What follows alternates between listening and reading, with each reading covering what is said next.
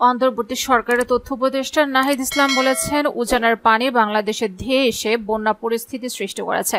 কোনো ধরনের আগাম সতর্কতা ও প্রস্তুতি নেওয়ার সুযোগ না দিয়েই বাঁধ খুলে দেওয়া হয়েছে। এর মাধ্যমে ভারত অমানবিকতার পরিচয় দিয়েছে এবং বাংলাদেশের সঙ্গে অসহযোগিতা করছে।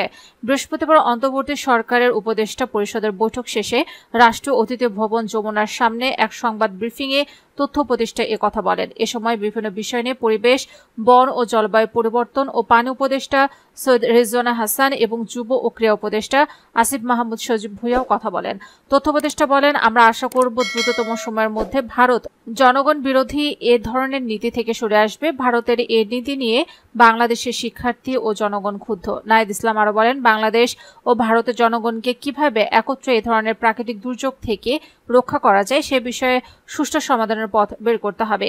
বাংলাদেশের জনগণ দীর্ঘদিন ধরে পানির ন্যায্য হিস্যার জন্য আন্দোলন করছে, কথা বলে আসছে।